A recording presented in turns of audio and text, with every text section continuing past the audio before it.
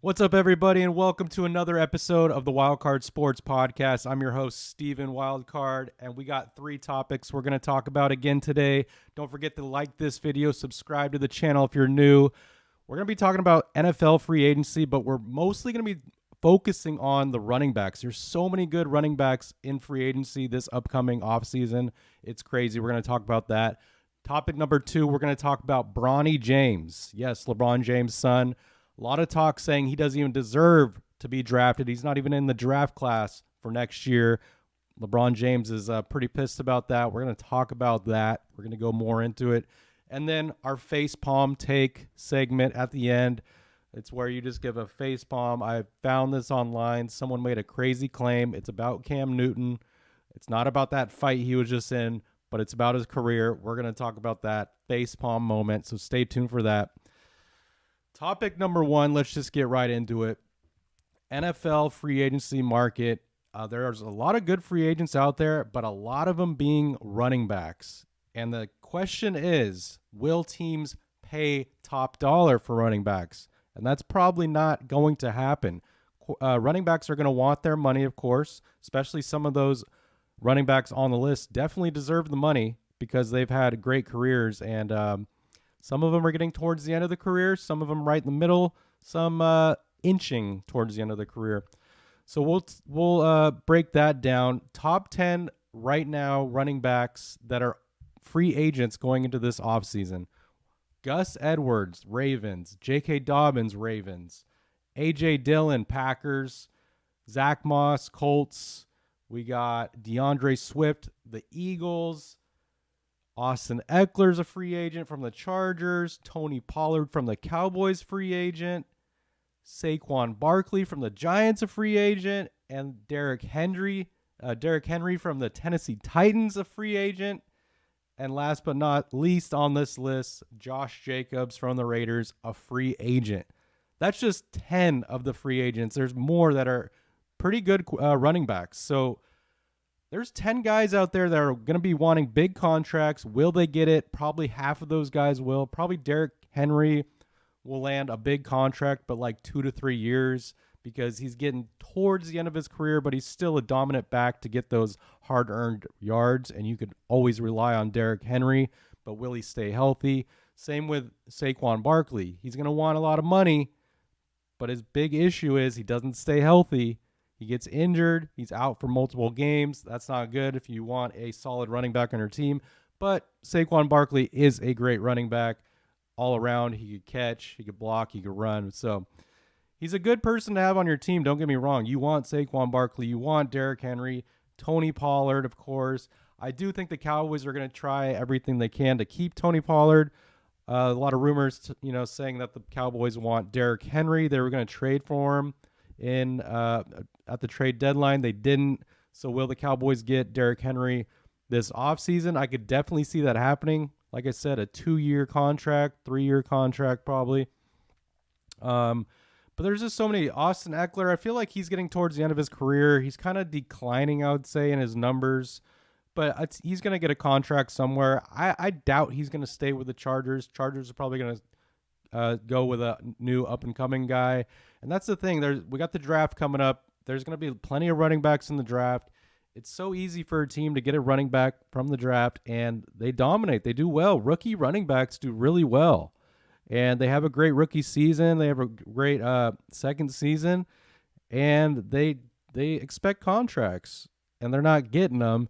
So it's like what teams are doing is they're just getting cheap running backs from the draft. They play on their team for 2 to 3 years and do well for them, and then they let them go because they can't afford to pay them the big money that they want. So it should be very interesting to track this offseason, especially in the running back market. Keep an eye on this. I have predictions. I feel like I said, Derrick Henry either going to the Cowboys or some other team. He's not going to stay with the Titans. I really doubt that's going to happen, especially that Vrabel's gone. I think Henry's going to be gone too. They might blow up their team, the Titans. The other big one, Saquon Barkley. There's talks of him staying a Giant. He says he wants to be a Giant for life. Of course, both parties are going to say that just to say the right thing, that they want to keep Saquon Barkley a Giant for life. I do think he's going to get paid a lot more money if he goes somewhere else. But if you go somewhere else, are you going to go to a winning team and get that money? Probably not. You're probably going to get paid big bucks from a, low-end team that's not going to be making the playoffs next year. Don't know exactly what team that could be, but there are teams looking for running backs. And if the price is right for Saquon and he thinks it's a good fit for him, I could see Saquon definitely leaving the Giants and going somewhere else just to get paid more money, because Giants are going to offer him a contract, but if another team comes up and doubles it or gives him, a quarter more of the amount, he's probably going to go to the other team. I really doubt he wants to stay a Giant forever, because the Giants aren't getting any better, I would say. Maybe they'll do slightly better next offseason, but I haven't fully looked into their schedule, and we'll see how their offseason goes. But I don't think it's in Saquon's best interest to stay with the New York Giants. So let me know what you guys think of this draft class, or not this draft class, this free agency class of running backs. Where do you think they'll go? If you want them to go to your team, throw your team in the comments. There's so many good ones out there. I can't wait to see. I'm a 49er fan. We don't need a running back. Obviously, we got CMC, so we're probably not going after any of these guys. It would be great to have Derrick Henry on our team, a 1-2 punch with CMC and Derrick Henry. Don't get me wrong, but that's probably not going to happen because we got to pay other players that are well-deserving as well. So moving on to topic number 2.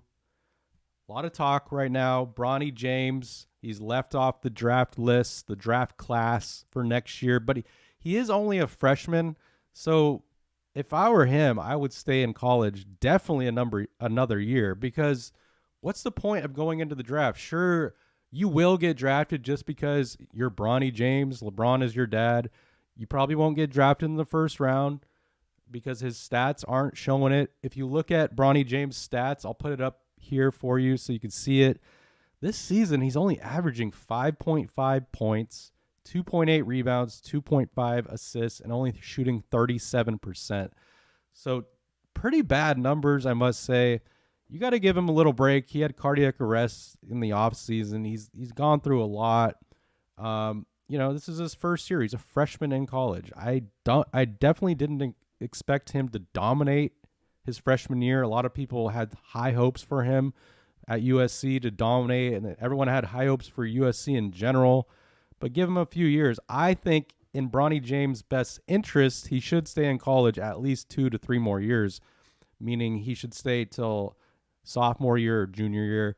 I doubt he's going to stay till his senior year, unless his numbers are just terrible throughout his first and second year of college. But he needs to prove to himself and prove to everybody that he's going to improve through college, because he's averaging 5.5 points now. Stay another year.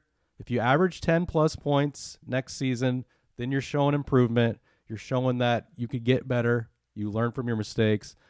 So the fact that LeBron James is mad about him not even being on the list or whatever for the first round of the draft class, I don't think he should be mad. Yes, it's his son, but the numbers don't lie. He's not playing well. He just needs to get better. Stay in college another year. LeBron didn't even go to college, so maybe that's something that's making LeBron mad. He's like, he deserves to be in that draft class no matter what. It doesn't matter. But no, he needs to prove to the fans, prove to the NBA that he's a worthy player. And right now, I don't think he's a worthy player to be in the NBA next season. Go another year in college, improve your stats, then we'll see what's up. And your draft stock will be a lot better, of course, because right now it's not looking good. You're not going to get a good first year contract or being a second rounder or third rounder. So stay in college, Bronny James. Improve your stats. I think that's the best thing for you to do. What do you guys think? I want you guys to post about this. Should Bronny stay another year in college? Should he come right out and go into the draft?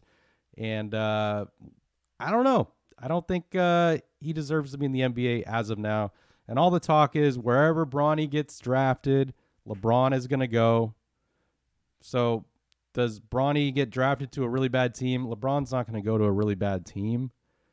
I mean, you really think he is? If it's about the money, then maybe, because I'm sure he'll get paid wherever he goes. But, you know. But, of course, you got to actually think, like, if Bronny gets drafted in the second or third round of the draft, he's probably not going to go to a bad team. He could go to a good team. You never know. There's talks even the Lakers would draft him, but literally they would only draft him just because that's LeBron's son. If they draft him based off his skill, that's a pretty bad mistake on their end. So I don't know. That's just my take on that one. I'm sure a lot of you guys agree with me on that he should stay in college. I'm curious what you guys think, so post it in the comments. That's just my take. Moving on to our fun segment here that I like to call the facepalm take. I look through the internet. I see people's posts. I like pages on Facebook, Instagram, whatever. They'll post different memes or whatever of people's take. And this take blew my mind. I scrolled right to it and saw it. And I'll post it up here for you guys to see. And here we go. Here's a picture of Cam Newton here. And it says, can we agree that Cam is the greatest ringless QB of all time? Now that take is insane. The greatest ringless QB of all time. They didn't even say like the past 10 years, past 12 years, whatever. They said of all time. And I looked at a list of QBs with the most passing yards without a ring. Phillip Rivers is at the very top of that list with 63.4 thousand yards, no ring. So Phillip Rivers I would already put above Cam Newton. Second in that list is Matt Ryan, 62.8 thousand without a ring. He has 62.8 thousand yards without a ring. This list goes on. There's about 20 names on this list. Maybe I'll post a screenshot so you guys can see it right here. There's like 20 names on this list. Guess who's very last on this list for passing yards? Cam Newton with 32,000 passing yards in his career. He's very last on this list. And all these quarterbacks on this list that you see, they don't have a ring. Those are their passing yards. Sure, you could look at other stats, but Cam Newton is last on this list when you type in most career passing yards by a QB without a ring. Cam Newton is last. So whoever made this take obviously doesn't know anything about football. They're probably, major Cam Newton fans. But to have that take shows that you know absolutely nothing or you have not watched football in the past 10 to 15 years. Like, did a 3-year-old, 4-year-old, 5-year-old make this take? Then maybe I would believe it. But someone posted this on Twitter, posted it. It made the rounds around the internet. And they truly believe that Cam Newton is the best ringless QB of all time. You've got to be kidding me. What do you guys think in the comments? Please let me know that I'm not crazy. This is insane that someone believes this. Post your guys' take. If I just had to say it right off the top of my head, what my greatest ringless QB is of all time, sure, you could go way back, but I wasn't watching football in the 40s, 50s, 60s, 70s. Like, come on, I wasn't even born yet. But you got to give it to Phillip Rivers. You got to give it to Matt Ryan. There's so many quarterbacks that deserve. Carson Palmer, great quarterback. Donovan McNabb, great quarterback that didn't get a ring. You go really far back, obviously, Dan Marino. He's one of the greatest of all time to not win a ring, and he's actually third on that list. Dan Marino with 61,000 yards, third on that list. So there's just so many QBs. I would even say right now Kirk Cousins is better than Cam Newton all time. I don't know. There's just a lot going on here. Well, maybe I would put Cam Newton in front of Kirk Cousins just because Cam actually made it to the Super Bowl. Cousins has not. But there's just so many QBs on that list. What do you guys think? Post your take. That's my facepalm take right there. And that's going to end the episode of the Wildcard Sports Podcast. I appreciate you guys watching. Thank you for watching another episode. Stay tuned for a NBA episode later in the week. We're going to talk about teams that are pretty much almost guaranteed to make the finals because of this stat, but you stay tuned for that video. It's a crazy stat, and it's almost true every year that a team that has this stat will win the finals. I'll show you it. So appreciate you guys watching. Don't forget to subscribe, like the video. Again, see you guys on the next video. Peace out.